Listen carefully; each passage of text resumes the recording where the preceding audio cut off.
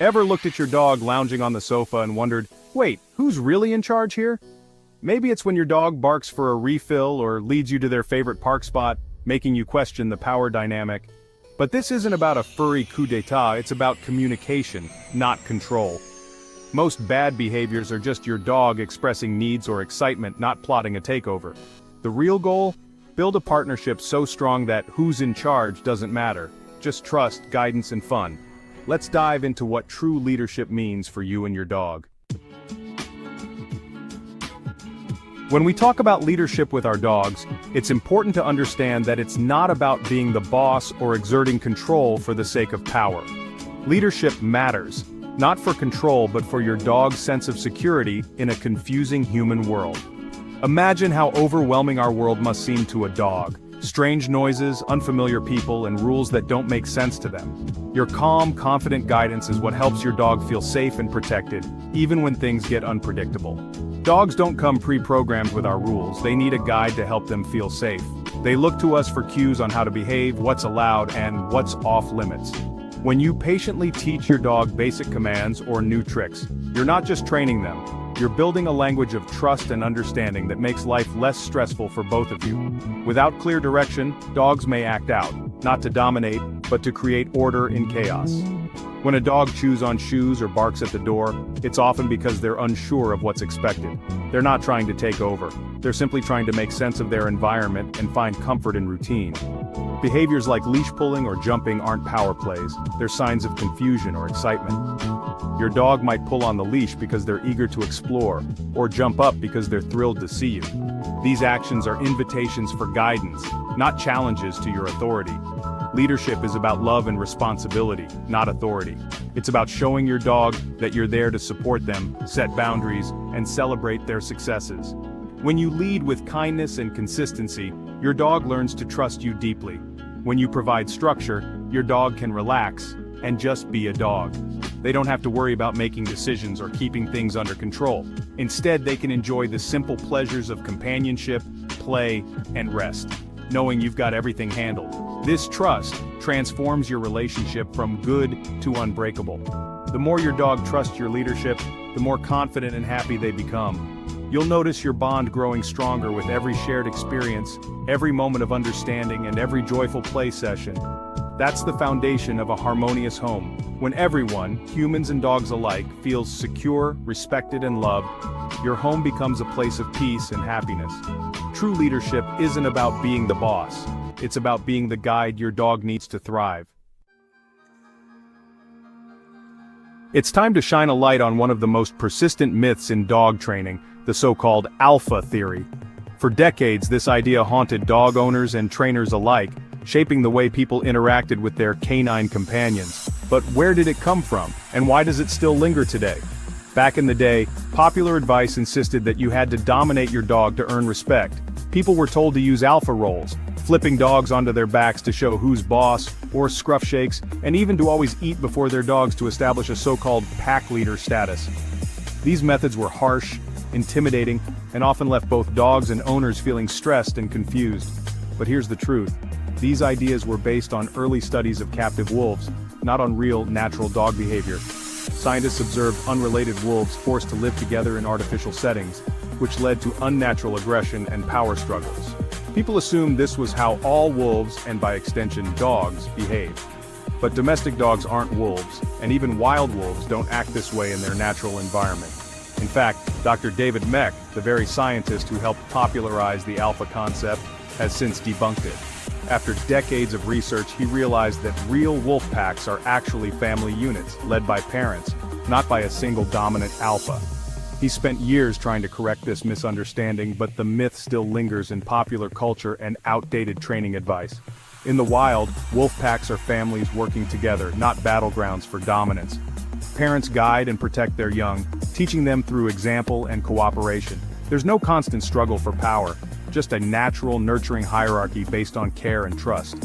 When we use force, intimidation, or outdated dominance techniques with our dogs, we don't teach them respect, we teach them to be afraid. Fear shuts down learning, damages trust, and can even lead to behavioral problems or aggression. No one wants a relationship built on anxiety and confusion. Dogs don't want a dictator, they want a teacher, a guide, and a protector. They thrive when they feel safe, understood, and connected to us. Positive, science-based training methods help dogs learn faster, build confidence, and strengthen the bond between you and your furry friend. So let's leave those harsh, outdated myths in the past where they belong. Instead, focus on building trust, using clear communication, and creating positive experiences every day. Reward good behavior, set gentle boundaries, and celebrate your dog's progress. True leadership isn't about force, it's about guidance, patience, and mutual respect. When you lead with kindness and confidence, your dog will naturally want to follow you. That's how you build a joyful, lasting bond, a partnership based on love, trust, and understanding. And that's the real secret to a happy life with your dog. Great leaders are great listeners, especially when it comes to our dogs. The best relationships, whether with people or pets, are built on understanding and communication. But with dogs, that communication doesn't come in words. It comes in body language, barks, and behaviors. If you want to truly connect with your dog, you have to learn to listen to what they're really saying, not just react to what they do. Most so-called bad behaviors are actually your dog's way of trying to communicate with you in the only way they know how. Take pulling on the leash, for example. It's easy to get frustrated and think your dog is being stubborn or trying to take control. But in reality, they're just excited to explore the world around them. The sights, smells, and sounds are all brand new and incredibly stimulating. That pulling isn't a power move, it's pure excitement and curiosity. Your dog is eager to experience everything the world has to offer. They're not trying to dominate you, they're just overwhelmed by the adventure of being outside. When you see it from their perspective, it's easier to be patient and guide them gently. Or consider barking at the mail carrier. It might seem like your dog is trying to be the boss of the house, but that's not what's happening. More often than not, barking is about excitement, fear, or instinct. Your dog might be startled by a stranger approaching the house, or they might just be alerting you to something unusual. It's not a calculated attempt to take over as head of security, it's a natural response to their environment. Jumping up on people is another behavior that's often misunderstood. Many people think it's a sign of dominance, but for dogs, it's a natural way to greet someone they love. In the wild, puppies jump up to lick their mother's face. Your dog is just trying to say hello in the way that feels most natural to them. And here's the thing, often we accidentally reinforce these behaviors by giving our dogs attention when they do them. Whether it's laughing, petting, or even scolding, any attention can make the behavior more likely to happen again. Dogs crave connection, and they quickly learn which actions get a response from us. Instead of seeing these actions as challenges to your authority, try to see them as your dog's way of asking for help. They're not trying to be difficult. They're trying to navigate a world that can be confusing and overwhelming. Your job as a leader is to help them handle these situations better, with patience and understanding. The key is to look beyond the behavior and address the emotion behind it. Is your dog anxious, excited, or scared? By tuning into their body language and emotional state, you can respond in a way that helps them feel safe and understood. This builds trust and strengthens your bond. Instead of just correcting unwanted behaviors, focus on teaching your dog what you'd like them to do instead. Show them alternative, positive behaviors like sitting calmly or walking by your side, and reward them when they get it right. Positive reinforcement helps your dog learn faster and builds their confidence. Remember, your dog isn't challenging your leadership, they're looking to you for guidance. They want to know what's expected of them and how to succeed in your world. When you lead with empathy and clarity, your dog will follow you willingly. So the next time your dog acts out, pause and ask yourself what they're really trying to say. That's your cue to lead with understanding, patience, and love. When you listen to your dog, you become the leader they truly need. The best leadership is built on positive reinforcement and trust. Teach your dog what you want, not just what you don't want. Dogs thrive with leaders who make them feel safe and successful.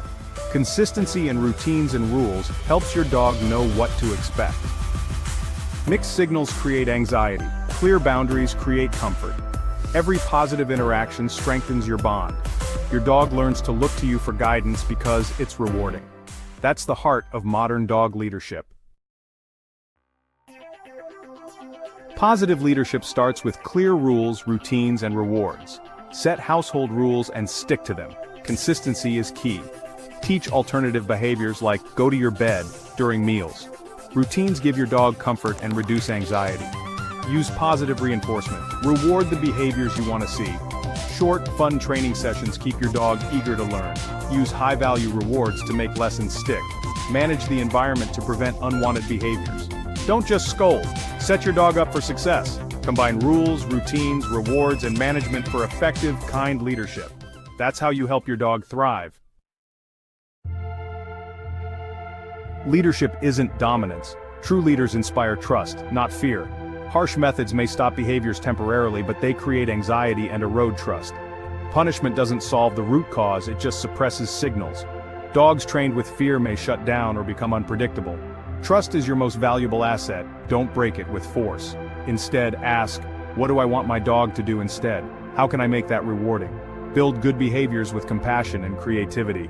Relationships built on trust are resilient and lasting. The real question isn't who's in charge, it's how do we build the best partnership?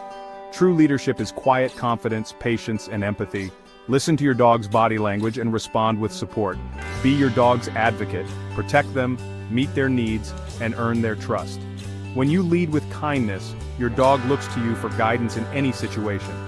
This partnership is about mutual respect, not control. The strongest bonds are built on trust, not force.